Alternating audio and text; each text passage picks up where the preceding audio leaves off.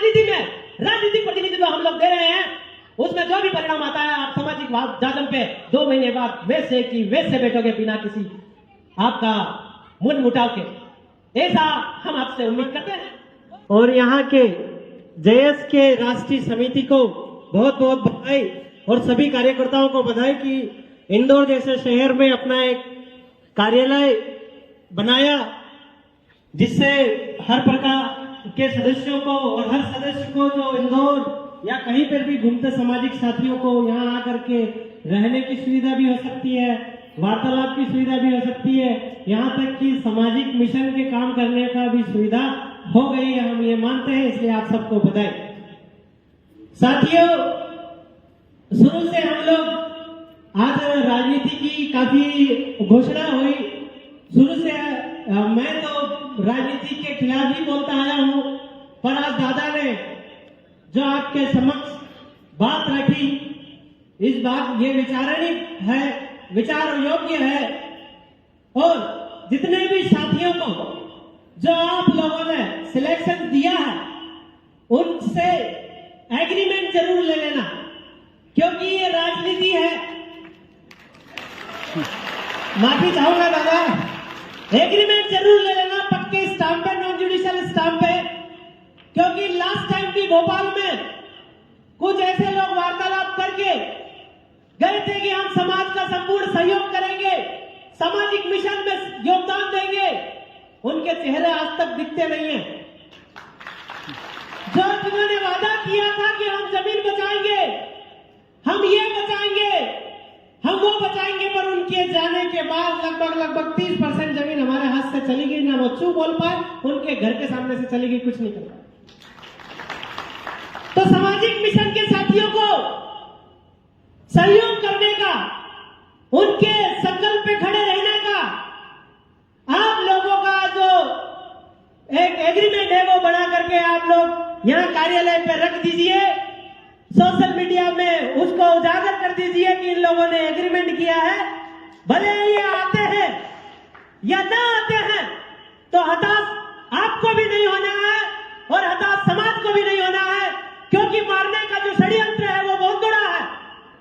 ये लोग चुनाव हो या ना हो, सरकार किसी की बने या ना बने, जयस के 10 लोग चुन के जाए या ना जाए, या 60 लोग जाए या ना जाए, उन लोगों ने प्लान लगभग 1.5 लाख घरों को उजाड़ने का प्लान बना चुकी है सरकारें। आपका छिंदवाड़ा के अंदर 350 गांव जा रहे हैं, वहां से भी कोई क्यों नहीं बोल रहा है। कटनी उमरिया से 124 गांव डिस्प्लेस करने का प्लान सरकार बना चुकी है, उस पर भी कोई नहीं बोला। रतलाम में 24 गांव को डिस्प्लेस करने का प्लान बना रखा है, कोई भी सरकार नहीं बोली। ना ही जिन्होंने भोपाल में हमसे वादा किया था हम आपके लिए बोलेंगे, वो भी नहीं बोल रहे हैं। आपका झाबुआ के अंदर लगभग आपका 20 से 25 गांव डिस्प्लेसमेंट का प्लान है। आपका धार में 14 गांव का डिस्प्लेसमेंट का प्लान है।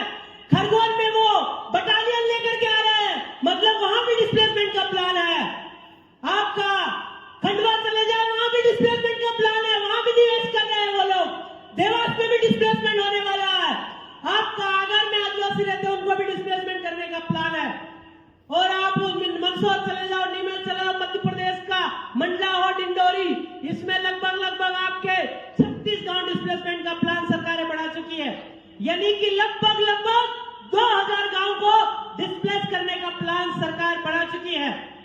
तो आपका सिलेक्शन हो, इलेक्शन में विनर हो या न हो, आप किसी को हताश होने की जरूरत ना है। यह 3 महीने है साथ, 2 महीने का जो मामला है, 2 महीने बाद भूल जाना कि कौन खड़ा हुआ था और कौन नहीं हुआ था। समाज के साथ रहेंगे और लड़ेंगे मिलकर के, ये संकल्प लेकर के आपको सबको जाना चाहिए। और जितने भी साथी सिलेक्शन हुए हैं उनको भी इस बात का प्रण ले लेना चाहिए कि ये जो राजनीति है इसमें समाज का सामाजिक सहयोग तो रहेगा, और फिर भी ये राजनीति है। फिर आप लोगों का जो भी परिणाम आता है, आप लोग समाज के साथ कंधा से कंधा मिलाकर खड़े रहोगे। ये संकल्प और ये प्रण और ये एग्रीमेंट आपको आज देना पड़ेगा। अगर आपने बाद में एक्सक्यूज देते हैं कि आपने ये किया, आपने सहयोग नहीं किया, आपने ये नहीं किया, तो ये चीजें ठीक नहीं रहेगी। इस बात का भी एग्रीमेंट आपको करना पड़ेगा, क्योंकि ये सरकारें आदिवासियों को भले बने या ना बने, सरकार किसी की बने या ना बने, 1.5 लाख घर उजड़ने वाले ही हैं। जब तक भोपाल और दिल्ली की सड़कों पे जन आंदोलन नहीं होगा तब तक हमारे को वो बख्शेंगे नहीं।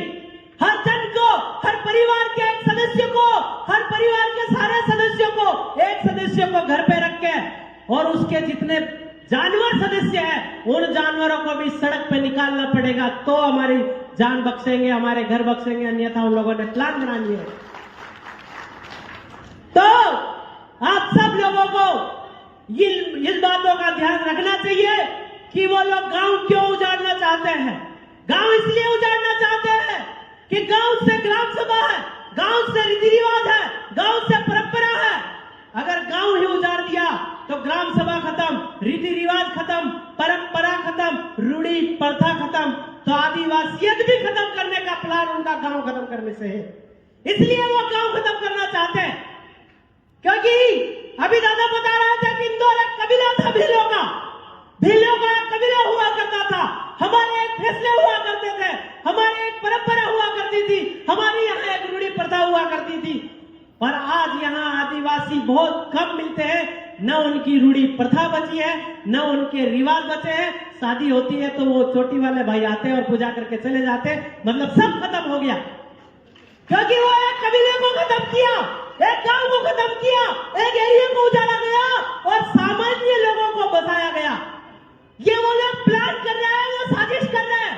हम सब गांव में बैठते हैं, घर पे बैठ के प्लान बनाते हैं, ये लोग एसी वाले कमरों में बैठ के प्लान बनाते हैं। फिक्स्ड एरिया को खत्म करने के लिए सामान्य लोगों की जनसंख्या हमारे क्षेत्र में बढ़ा रहे हैं। झाबुआ को देख लो, धार देख लो, अलीराजपुर देख लो। इन्होंने क्या किया कि एक जो बाजार बनाया, कॉलोनी बनाई, उसमें सामान्य लोगों की जनसंख्या 50% से ऊपर कर दी और आबादी क्षेत्र घोषित करवा के सामान्य कानून को लागू कर दिया।